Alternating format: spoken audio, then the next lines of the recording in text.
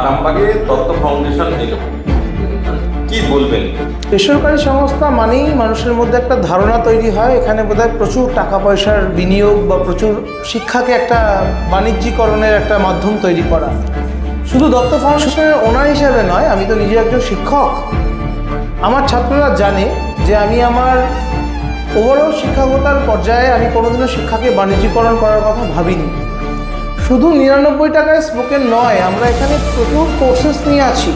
Corporate communication, BBA, MBA, তাদের যে সকল টিচার বা ফ্যাকাল্টি রিকোয়ারমেন্টস, কম্পিটিটিভ এক্সামিনেশন, আরামবাগের যেটা সত্যি খুব দরকার আজকের যুগে। যারা গভর্নমেন্ট সার্ভিস এক্সামিনেশনের জন্য প্রিপারেশন নেবে, একটা সংস্থা চার্জ করবে কত হাজার হাজার টাকা, সেখানে আমরা মাত্র 249 মানে লেস দ্যান 250 রুপিজে আমরা এটা অফার করছি। আর আপনি যদি ঠিক মতো দেখবেন তাহলে আমরা প্রত্যেকটা ক্যাম্পেনিংয়ে একটা কথা বলছি, যে সকল স্টুডেন্টের অ্যাটেন্ডেন্স মোর দ্যান 90% থাকবে তাদের 50% অ্যামাউন্ট রিফান্ড করে দেওয়ার কথা বলা হচ্ছে।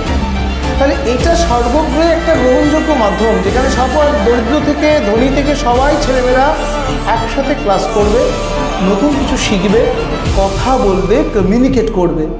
আমি চাই সবাই আপনারা সর্বাগ্রে আমাদের গ্রহণ করুন, সুযোগ দিন, আমাদেরকে প্রতিষ্ঠা করার সুযোগ দিন।